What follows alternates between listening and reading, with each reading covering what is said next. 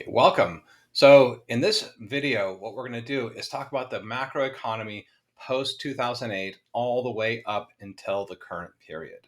Now, this is a super exciting, kind of interesting time in looking at US economic history because some substantial changes were made post 2008 and afterwards that have put us in a completely sort of unique sort of space that is, of course, we can look at history and draw some parallels, but there's some incredibly unique changes that have happened in the economy that we need to account for when we're looking ahead and trying to understand what's going on in the world today. So by the end of this video, you should hopefully have a clear understanding of the macroeconomy in the world today, and that's exciting. So let's start with post 2008. Okay, so we need to look at 2008 because in 2008, the US economy had undergone a structural change. Now, what do I mean? I mean that the economy after 2008 was fundamentally different than the economy prior to 2008. And it's different in a couple specific categories. We can look at several, but the ones that I'm going to focus on here today are going to be labor markets and capital markets. Okay, those are the two big ones. So first off, labor markets. When you think of labor statistics, you probably see a graph something like this: unemployment rates. You've heard of unemployment rates, and we see actually, oh, it looks pretty good. Looks like there was unemployment rose. So just so you remember that this is a graph from the Federal Reserve Bank, the Fed in St. Louis, and it's the unemployment rate over time, with the axes on the X being over time. And in fact, I'll just move myself up a little bit out of this area so we can see the time dimensions better. But what we see is that these gray bars are going to be the recessionary period. So here's the 2008 recession, and we see unemployment takes off. And then that's what you expect in recessions. In fact, you see that kind of through a lot of recessions as unemployment rises. Yeah, that's no brainer. And it looks like, oh, great, now unemployment rates fell to these like historic, look how low it was. Prior to the last recession, unemployment rates look awesome. Okay. But now here's the key kicker here is that unemployment rates are not going to give us a real accurate picture to the labor market in terms of who's out there working. Does that seem strange? You're like, that's crazy what you're talking about. Well, let me explain. Okay. Unemployment you're only going to count as unemployed if you're looking for a job. So if you're not looking for a job, so say I just drop out and I'm like, okay, I'm not going to look anymore. Guess what? I'm not technically unemployed. So it doesn't really capture what you think it might capture, which is that, there's a certain amount of people out there of a working age who might be out there working or not working, right? That's not captured actually in the unemployment rate. I don't know why they use the unemployment rate in mass media. That's what's always used. And it's not a good estimator of actually who's out there working, how many people are actually out there productively working. To get that, we're going to use a different statistic, which is going to be the labor force participation rate. So this is looking at all people who are actually who are of working age who are in the labor force. Okay, so if you're of a working age and you're in the labor force, then here we go. We get a participation rate, and what it's capturing is if you're not in the labor force, then that means that you could be one of these other categories like disgruntled workers. And so what we saw just as a general trend, again looking over time, you see that there's a big gigantic rise in labor force participation. This early rise was driven by more women participating in the labor force as women started to get more economic access to more equal sort of rights, and there was that whole movement for women to participate. That could be one side to explain it. You could also explain it as it became more challenging for single earning family households to kind of survive, and maybe not all women actually want to become workers either. And I'm going to really preface this: workers outside the home. Everyone who's inside the home, I got to say that's a full-time job. I'm not discounting you whatsoever. Okay, so do not misconstrue what I just said. Working outside the home, and some people do want to do that, and there's more opportunity. So that was going on. And there was also maybe more necessity, as you saw the sort of the middle class. And there's sort of a wage divide that was also going on along that time. So, no longer can you work as a cashier for a department store and be a single earner and provide for a family anymore. So there's some types of different differences in wages and wage gaps and other things, all kinds of things that might explain sort of the rise of a two-income household in this. Okay, but the interesting point that I want to focus on, we're not going to focus on that whole period. We could spend a whole time talking and exploring that. And but what I really want to look at is what happened to participation starting from 2000. And you see that it peaked up, and then after 2001, the recession, the dot-com bust, you see a little drop in participation. And then after 2008, again, this is why I said that it really had changed. You see another gigantic drop in participation. So in workforce, so remember, unemployment rates were at bottom lows. And at the same time, there were also some fairly long, since the 1970s, record low levels of workforce participation. Okay, that's what was going on. And then we see another substantial drop in participation, and it looks like it's starting to climb back up. But what we see is that, look, what happened to all these people? They just seem to drop out of the workforce. Okay, so there's some dropouts. There's some dropping out that happened as a result of the 2008. And what we can look at again here is the same labor force participation rate by gender. So we have the blue line is the rate, the green line is men, and red line is women. And you see actually declining labor force participation rate in men kind of throughout the entire period, which was actually accentuated post 2008. So it was slowly declining. 2008 happens, and then it was a bigger dropout for men. And with women, you see that their participation was rising, and then it started to fall post 2008 and kind of come back. So there's different kind of trends there. Let's take a look at this. Even further. Let's look at it a little further. Okay, let's look at this by age. Okay, so we have the blue line is the overall participation rate. We've got the green line being the 25 to 54-year-olds. The purple line is going to be 16 to 19-year-olds. And the red line are the 55 years and older. Okay, so what do we see after 2008? 2008 happens, the general drop, and we're trying to really explore this drop in the labor force participation. So where does that drop come from? Well, we can see actually that there was sort of in the 25 to 54-year-olds, sort of this prime age working class kind of group, we saw that there was an initial drop after 2008, and then a subsequent sort of rebound that had happened after 2008. So when we look back at the blue line, the participation rate, we saw that there was a drop, and remember, it stayed down. So we're not seeing that this total dropout. So the dropout that happened post 2008 could be partially explained by the 25 to 54-year-old group initially, but it's sure not going to be explained by the persistent drop, because remember, this participation rate dropped and stayed low. So that can't be really explained by this top group. What we see for the 55-year-olds and over. Actually, interestingly enough, after 2000, remember, participation was dropping since 2000, but their participation was rising up until 2008 and then stayed constant afterwards. So the drop in labor force participation is definitely not on the from older people in the working. They actually seem to be working more.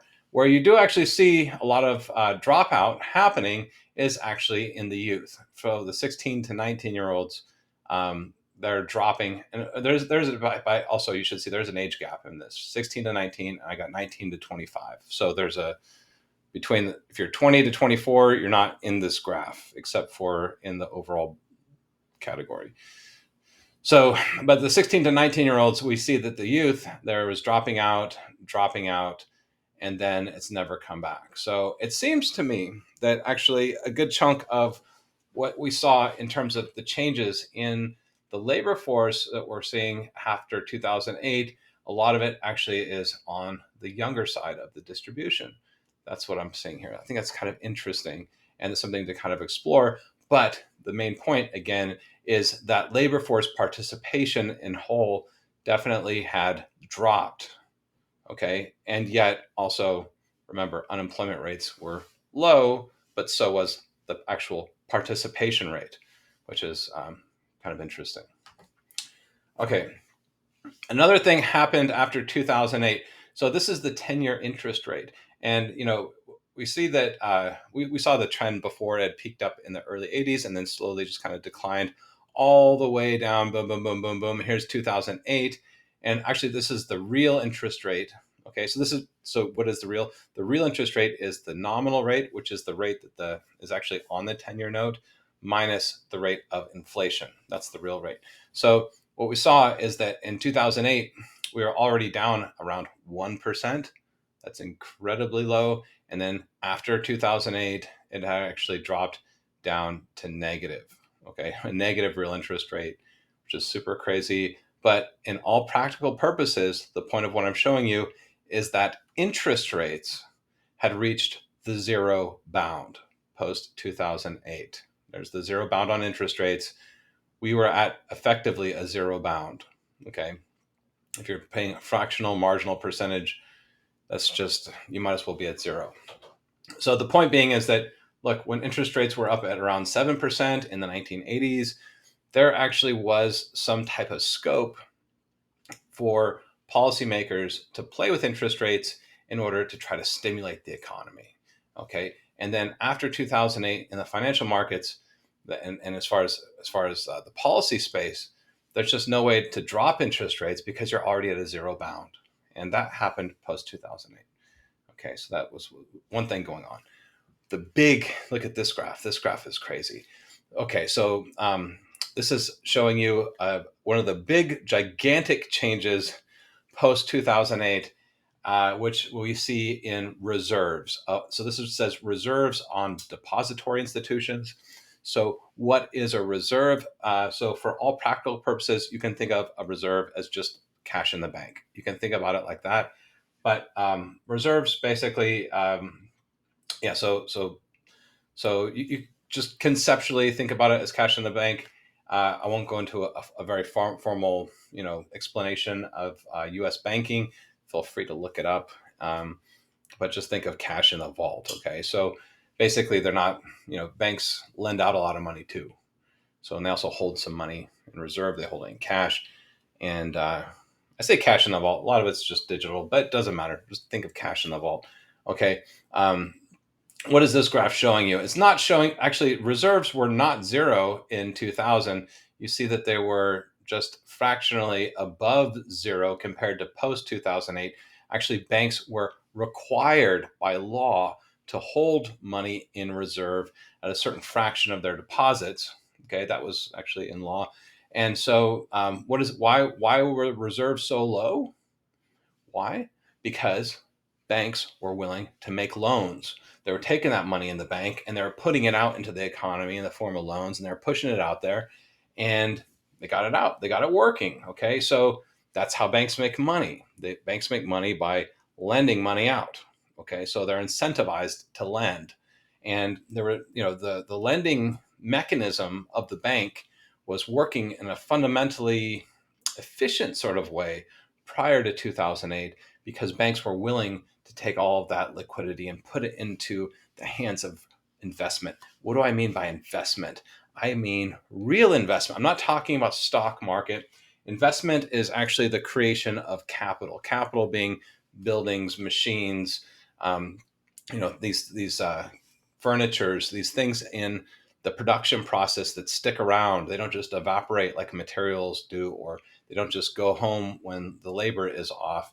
The capital is that thing that sticks there in the production process. And investment, in terms of the real economy, is the creation of that capital by installing it, by buying it, by putting it in.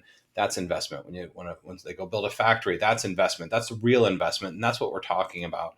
in terms of investment here. Okay, I want to make that clear.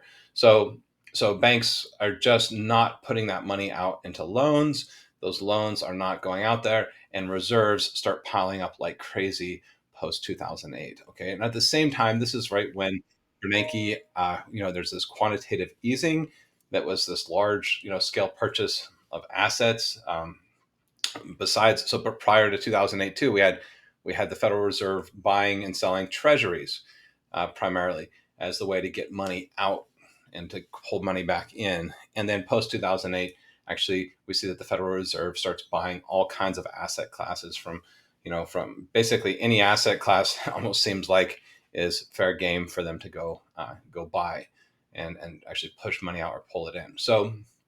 In so what we saw this big piling up of reserves, signaling that banks are becoming a lot more cautious, that there's a lot more, they're not willing to put all of their money out there in loans, and they're holding it back in the vaults. And it is piling up in the trillions of dollars of cash get piled up into the banks. Now, here's one important thing for you to know. A bank note, so a dollar in a bank that's sitting there, doesn't have an inflationary pressure. Okay, so inflation and money are tightly related, obviously. There's actually a quantity of money theory that just gives a nice little link between the growth of money and the growth of the real economy. But the point is that you can all just, without looking into much theory, realize that if you have a bunch more dollars out there, that the value of the dollar kind of should go down, and you should have inflation, right? So one thing to see here is that was definitely true prior to 2008, but post 2008, with all this cash piling up into the banking system, there was sort of these dollars, these trillions of dollars that were sitting there, were not necessarily inflationary, just sitting there. Now, the big question that I see is we got to get these banks back to a more functioning pre 2008 system. My opinion, I mean, this is my opinion now, is that, that well functioning bank should be lending all the cash out there that it can and trying to make good loans. If there's good information, there's no asymmetric information, you have good markets, and everything's working well, then you would imagine that banks should be in that kind of a space. Now they're not. Okay, so we need to sort of, I think, get back there, but we have trillions of dollars in the vault, and that is the trouble, and one faced with in one of the unique things and challenges that was post 2008. We'll talk about that more in a minute. Something else happened post 2008. Okay, fast forward 10 years, we end up actually with a US China trade war. Now, I was in China during this trade war as a trade economist, and I was working with the World Bank to try to actually create these policy pieces. And you're never going to guess this straight off the bat, and it's not so apparent, so I want to make a point, is that the trade war was absolutely not about trade. Okay, it's not about trade at all. Really, what it's about institutions. It's about the fact, and what I mean by institutions, I mean our like legal institutions. So we have rule of laws, we have enforceability of laws, and this becomes extremely complicated on an international level. And so I was in China writing, again, policy pieces for the World Bank with the WTO, and we were writing about rule of law, the benefits of rule of law. There's a whole bunch of theory out there about that. And we're trying to convince China and these other developing countries to adopt a more westernized legal system that has certain protections of different types of rights. And that's what it comes down to, is how well can you protect your rights? And that's super important. And what this whole trade war came about was actually a failure in Chinese courts of protecting specifically US intellectual property rights, patents, and other things.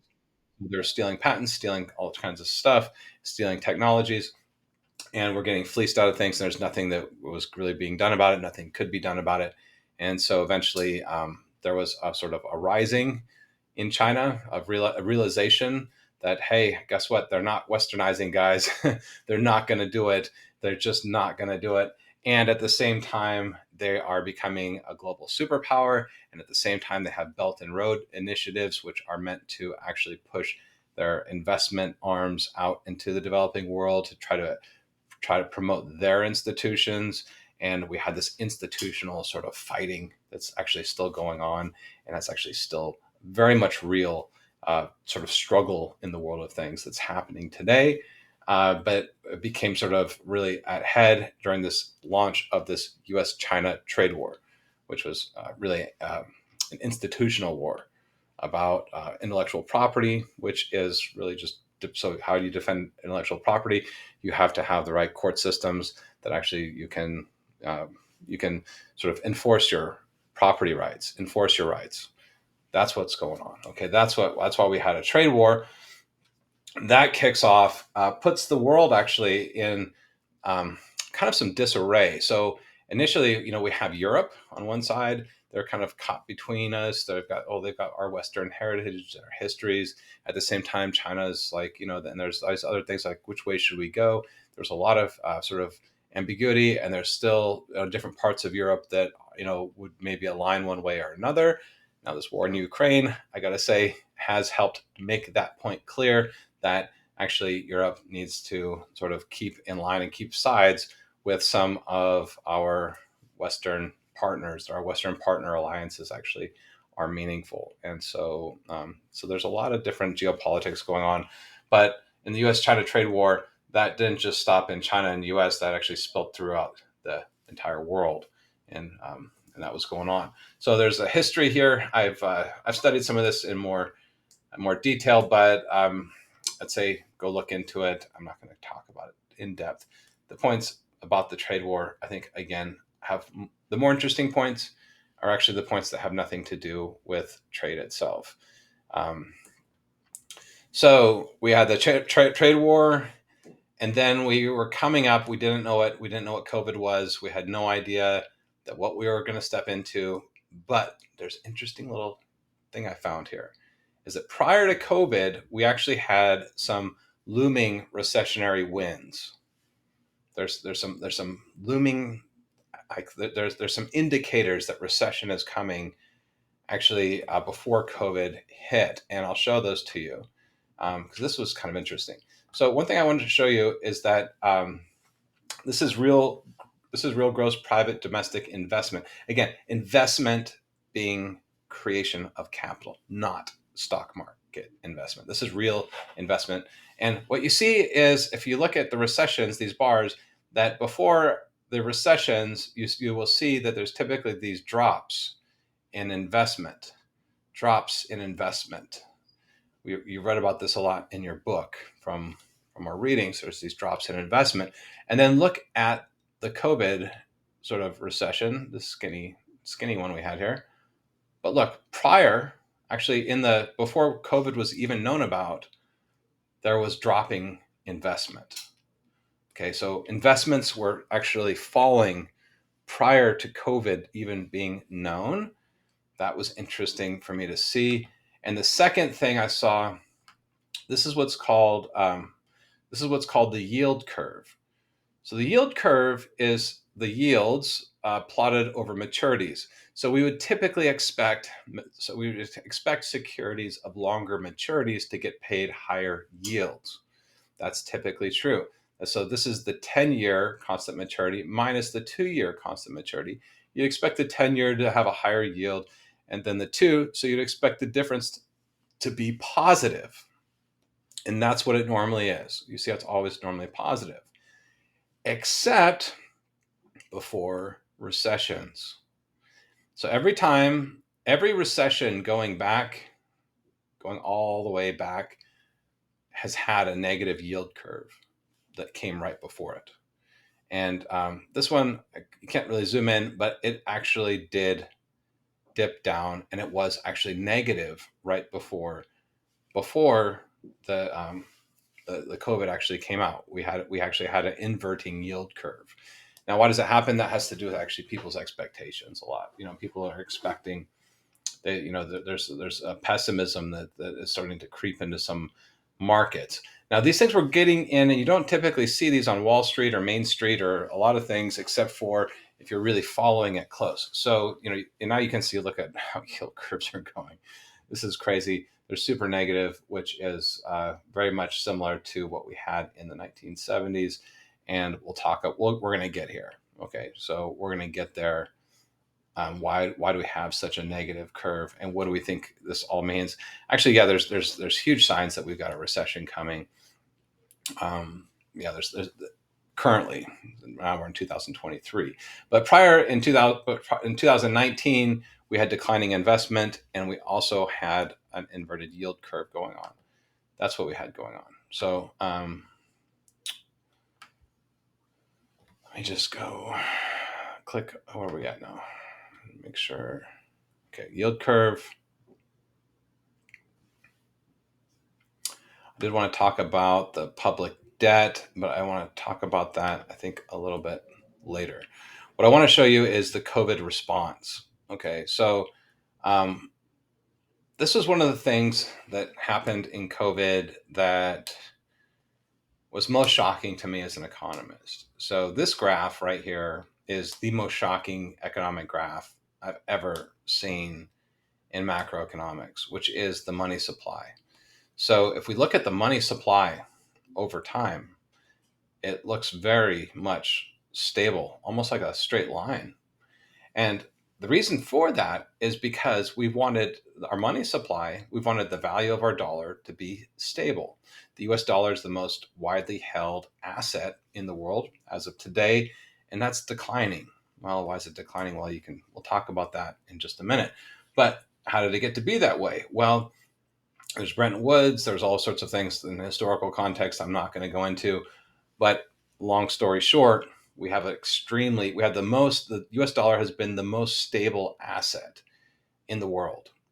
And US Treasury bills, okay, have been considered it's actually considered the risk-free rate, free of any risk. It's the least risky asset in the world. It has been historically a US Treasury, and the US dollar has been the most stable. I'll call it an asset. Okay, I'll call it an asset in the world. Okay, it's been a bedrock. This dropped me off my seat because in 2020 we printed dollars like crazy in the magnitude of about $4 trillion over the course of about a month and a half or two. It was just crazy. 2020. And so May 2020, the printing presses went off the chain. It just went crazy. And what was normally a nice stable line, turned into a cliff, and we ended up with a surge or a glut of US dollars out there that we just never had seen in history before. It's crazy. Now, a good chunk of that money, a good chunk of that, about $4 trillion, about half of it actually went into transfers and other things. So we got, you got your checks, you got your COVID checks, I got all kinds of relief for small businesses and employee guarantee, all kinds of different COVID programs. And yet there's also trillions of dollars that went into large scale asset purchasing programs, sort of like we had back in 2008. So what do we get from that? We got booming stock markets. Stock market, hey, guess what? When you buy trillions of dollars of stocks and other things like that, it typically pulls the asset prices up. Okay.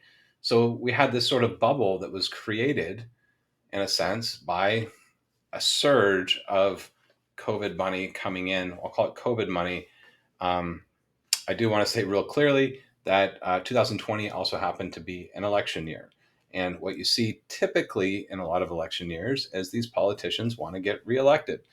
You see it on both sides. You see Republicans and Democrats all sort of thinking about, if they're in power and they can write a check out of a checkbook that stimulates the economy for a short run. Hey, guess what? You see it happening in 2020. That jump. So you had a Republican president there who was wanting to get reelected, and I think you also had a very liberal part of the government who doesn't mind spending money anyway. That was a little bit political of what I just said there. Um, Shows you I'm kind of a little kind of biased on the conservative side of things, and I'll just admit that, because very frankly, when I saw that kind of mass printing of money, that was quite astounding to me, quite shocking, because I thought immediately, what the heck's going to happen to inflation? It's got to be coming. I knew about inflation well before it became a thing. All you had to do was look at this graph, and inflation's baked in, and it's not going to just come and go. So I made some bets about that and made some money doing that. Yeah, there's real simple. If you're in this space, remember interest rates were incredibly low. What would you want to do? Just borrow and try to buy some type of assets. Buying houses was great right around then.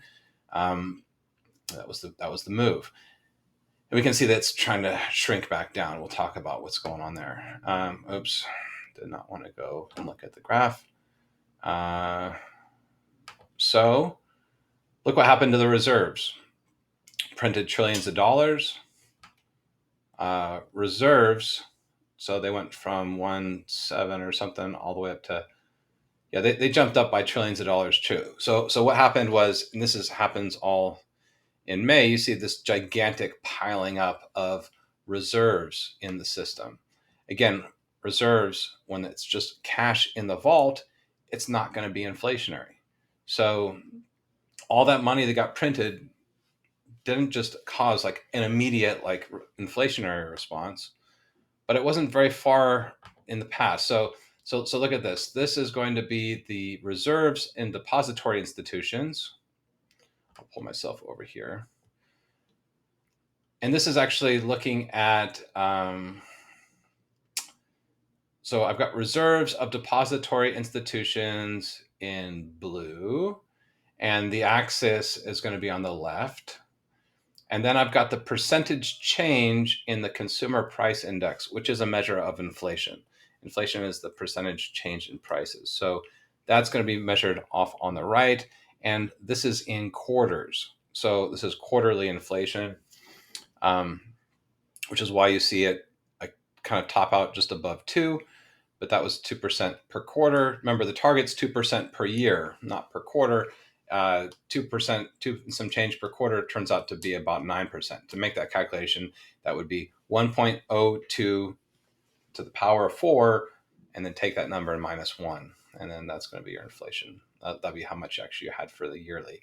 And I think it was about 9%. But the key point, and I'm not here to really talk about specific numbers in so much detail, what I really wanted to show you is the trend. Like, when did prices take off? And they start to kind of take off right as right as money supply kind of kicks in, but really got heated up really as soon as the as soon as reserves, you can't really see the lag here, but money was actually starting to flow into the economy at this point, and you had some seepage that was actually happening, and you see that the reserves actually start dropping, and the reserves start dropping, and I should let's look at just look at the time when we actually saw this. There's the official CPI data, but I think it's interesting to see the actual drop. So these peak out.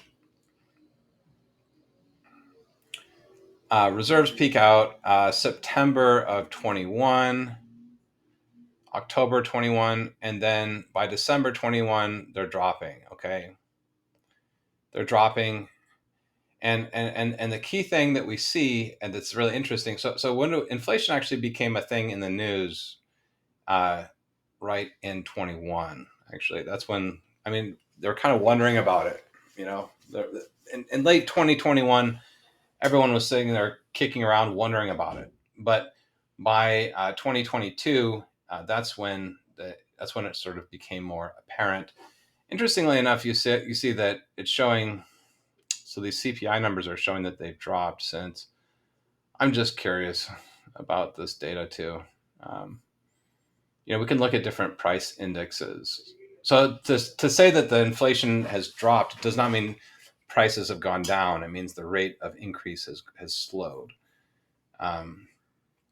But the key point is to just show, the key point of all this is really to show the big spending in terms of, dropping out a lot of US dollars like never before in history, the associated inflation that happened, the pileup of reserves that's now being corrected a little bit as money supply is being, so we're pulling some of that money back in now too. Let's see. So there's all of these kind of things going on here. Let me just go back to the slides again. Okay, so there's a couple other implications though when we print large amounts of trillions of dollars, and that's that these domestic things have international implications. One of the things that we need to also look at and consider is the ballooning US deficit. So currently this is our budget for 2022, and you see we have outlays of 6.3 trillion and revenues of only 4.9. So we're going in the hole by trillions of dollars every year. Now, this is put out by the Congressional Budget Office, the CBO, and I would say take a look at it. The biggest parts of this are clearly mandatory spending, followed by discretionary, and but mandatory spending is going to be mainly your Social Security, Medicare, Medicaid, kind of Social Security net packages. Those type of things are costing $4.1 trillion, and we're only taking in 4.9 trillion in revenue. So it doesn't leave much left over, and a lot of times we sit and quabble about little bits of the budget, and those become politically popular. You're going to hear about it in the news, politically popular to talk about different types of spending items. And actually a lot of the types of things that we talk about, such as should we fund Ukraine war, that's pennies in this bucket on the discretionary side. Okay, I just have to say that because the real problem that we see is that our mandatory spending. What is mandatory? Mandatory means that the spending has been actually codified into law. So such as like Social Security, Medicare, Medicaid. Those are government programs that are being created by Congress that are now law, and they have to be actually performed on because they're codified in law. We're on the hook for $4.1 trillion. And we got 4.9 trillion coming in revenues. So the mandatory side is actually the side that we need to spend our attentions on. That's pretty clear, I think. It's hard to look at these numbers and say otherwise, okay? Because almost all of it is almost all tax revenue is consumed by mandatory spending alone. And our national debt is getting crazy. So this is really, this is a disturbing graph. This graph shows the national debt being 31.5 trillion. And I think this was earlier this year. Yeah, this was May of this year. So it's gone up even higher, but it's actually above our current levels of GDP. So we're over 100% in debt, which is just not going to be sustainable. So again, you saw that there was a swelling of debt post 2008, and that again on 2020 we see debts, the U.S. debt just skyrocket. So this is unsustainable. We cannot sustain this, and this is going to have lasting impacts that we're going to face. And so part of that, those impacts that we're dealing with, is our credit rating. So the U.S., like everyone else, is subject to having our credit ratings. So we've got three agencies: Moody's, Fitch, and Standard & Poor's. Now, the shocking thing about this particular credit rating for 2023 is that I don't see any triple A's in here.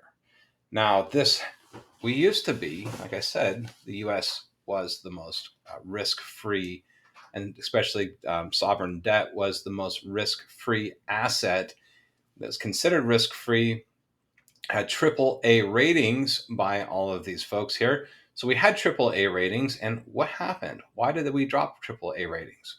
And there's only one clear answer to this. Okay, first off, well, there's actually the one clear answer is that every one of these drops happened when we were squabbling about, are we going to pay our bills or not? So as soon as you start squabbling, and as soon as it becomes possible for the U.S. to not pay their bills, which is what happens when we're considering not raising our debt limits. So on one hand, we have extraordinary debts, and we realize, oh, this is a problem. On the other hand, when we wait until these times of crisis and then start to bicker about whether we're going to pay our bills or not, whether we're going to raise our debt limits or not. And this kind of uncertainty, okay, was what caused us to lose our initial AAA ratings with one, and it's caused every one of the subsequent sort of devaluation or I'm losing it here. We've gotten our credit rating dinged every time has been as a result of us squabbling about, are we going to raise the deficit in order to avoid a crisis? That's what's happened, and that's why we're not AAA rated.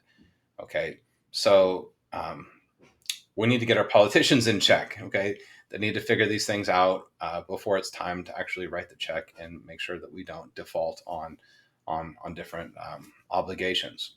That's what actually is kind of driving a lot of this. On top of that, we have, like you saw, extremely high debt levels now. So $31 trillion in debt. This combined with some different political uncertainties is starting to create a little bit of it's not panic really at this point, and that's something that we have to be thankful for. But the exuberance of holding U.S. dollars, the exuberance of holding treasury bills is starting to wane. Okay, now there's some bigger risks that this could actually lead to, and this is actually why if you look at manias, panics, and crashes in that book, you consider U.S. debts, or you consider the dollar or those other type of assets in that same type of a cycle. What could happen here?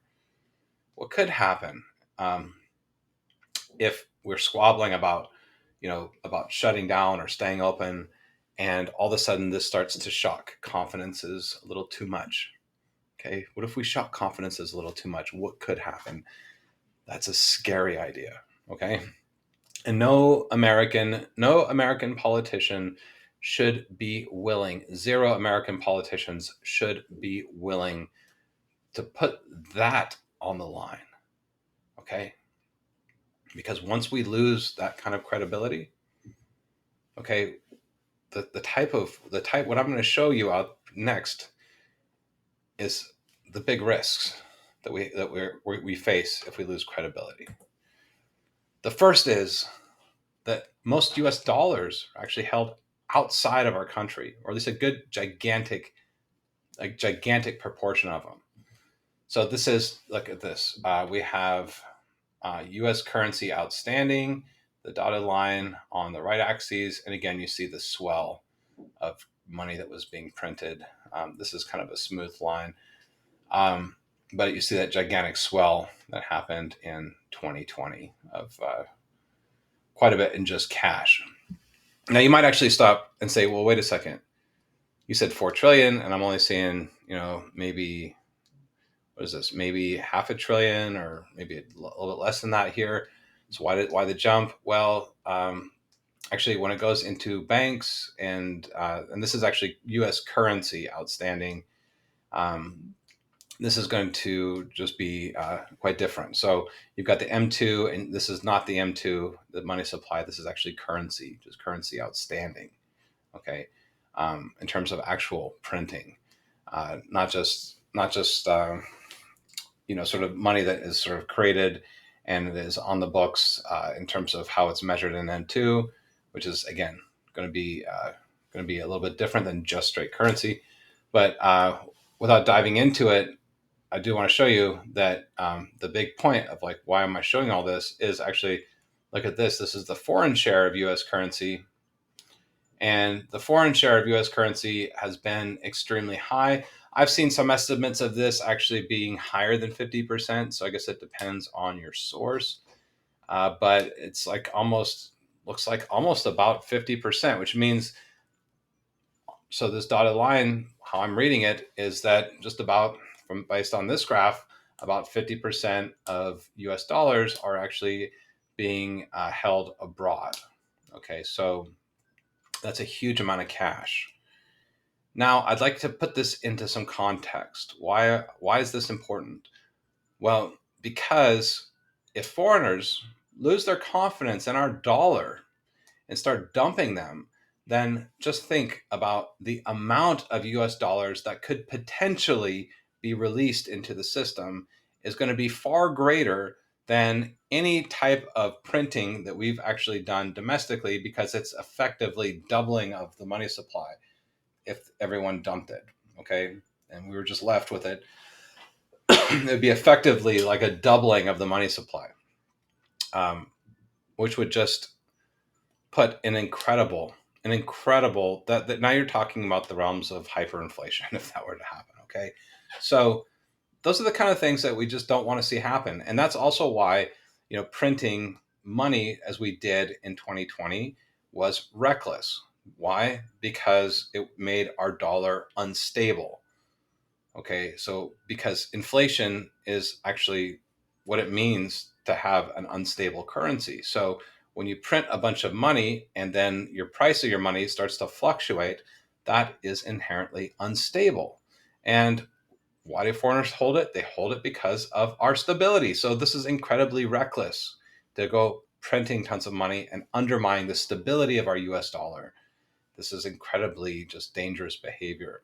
And why? Because there's a huge amount of it too being held in foreign banks. And if we've already had our credit slide, we're starting to show cracks and starting to show that there's some weaknesses here. But if this breaks, we are in some serious hurt. Another thing is our debts. This is our foreign debts held by foreign and international investors. So looking on the T-bill side of things, yeah, again, what do we see? A huge amount. Well, especially after 2008, we did have quite a large amount of investment of holdings of our federal debt, of T-bills and things. However, after inflation has kicked up, we've seen the biggest decline in federal holdings for quite some time. Actually, we did see a decline post 2000 and around the dot-com, and probably as a percentage, actually, this will be the more recent drop would be less. But in general, over periods of the past, we have not seen a big drop like we have recently, and we see it's going a little tiny uptake. We're just going to watch this. This is a graph to watch. This is a graph to watch. Okay, with our credits being downgraded and with us losing that risk-free sort of status, and if there was to be a drop in this particular graph, and you saw that there were actually less likely or just less willing to hold U.S. Treasuries, we would see all kinds of issues that would fall out from this also. Okay, so um, oh boy, just pray, that this is not going to drop, and that we can restore stability, and we can restore confidence, and all of the above. Now, with all of this being said, I think that just about concludes us. But I will say that we do have ongoing battles, actually, economic, institutional, and there is actually an entire world that we have to consider. So we can't just consider that, okay, what does it mean to me? What does it actually mean to be America first? Okay, what does that mean? And once we understand that we live in a global world, and that the globe actually holds most of our dollars and holds most of our debts in terms of our federal debts, we do need to consider that we need to make those type of assets stable, and we also need to consider that when we're doing struggles in other types of places, such as Ukraine. Okay, that there are other implications in terms of our battle with China. Because you had China, and Europe in general was kind of like, which way are we going to fall, guys? Are we going to go towards the U.S. side? Are we going to go towards China's side? And there was that kind of going on before Ukraine. And since Ukraine, there's been a lot more solidification, I think, in the U.S. support of our allies in Europe, and more of a pessimistic, weakening side towards the China side. And what's actually on the line here is far greater than it's actually incredibly. It's not just a global of importance. It's also important to you here in the States, because guess what? Talk about the spread of institutions. If we have a communist totalitarian state, okay, that is spreading their institutions, then you will also fall under a real totalitarian rule here. And that's been something we saw with Houston Rockets. Houston Rockets coach, okay, was almost censored for saying some very reasonable comments, about, you can't say anything about Taiwan, or can't say anything about Hong Kong back then. I think he made a comment about Hong Kong on his Twitter account. Twitter's not even allowed in China. So no Chinese can even read Twitter inside their own country. And yet China was taking such offense about what he said on a platform that's not even published in China, and went after him to get fired. And there was a big fallout. And the US government was lucky to, they stepped in, and there's some interventions. I just got to say, we've had Chinese censorship of U.S. citizens on U.S. soil. Okay, if you've ever looked at Disney and I've watched recent movies, and I've seen the maps that show Taiwan as part of mainland China. Okay, those are now part of our movies that are being produced. So there's a lot of kowtowing to those different types of positions that might be offensive to a communist party, and it's not allowed. So that's the difference, is that as totalitarianism, that isn't just like there's certain ideas that cannot be discussed, that cannot be allowed, that will get squashed like a bug. And it's happening here on US soil. Okay? So just watch out. The world that you live in, it's not just a little tiny bubble. You've got to care about, we do have, so sending like a few $billions to go fight Russian communism aggression in Ukraine, is it really something to be debated about? I mean, hell, give me a draft. I'll sign up, and give me a rifle. I'll go. Okay? Because I tell you something. Democracy, the world that we live in, is beautiful. And it needs to be protected, okay? It does need to be protected. We have to watch it. We have to watch it vigilantly. You have to make sure that we have a solid, stable economy. We need to take care of ourselves in that way. And I got to tell you something else about Ukraine. This gets me. Where do you think those dollars go? Do you think, there are some chunks that go to humanitarian aid over there, but when we send them military equipment, where do you think the money for that military equipment goes? It goes directly into the hands of the U.S. military complex that produces those products here in the United States. And we're sending them old stuff. So we're basically saying, here's our old stuff. We're putting that money back into our manufacturers' hands here to get better stuff. I mean, how is this not more American? I just don't get it. There's a lot of rhetoric, and I hate these kind of election years. I really do. I can't stand them, but we do need to just kind of conceptualize that we are in a real struggle, and I think we all feel it. No matter what side you're on, you feel it. So just clear your mind about what we have to do to have a more stable future, and that's going to involve a more stable dollar, getting rid of our deficits, okay, and also being vigilant about our institutions that matter the most, the rule of law that we all love and should hopefully cherish. I've been in communist oppressive regimes where there is not protection under the rule of law. And I tell you, America is beautiful in that way. So please protect her and take care of her. Okay. Just pray that we make it through fine. And that's my spiel. Okay. That's it. And anyway, it's been a pleasure. And been definitely a pleasure this semester. Wish you all the best.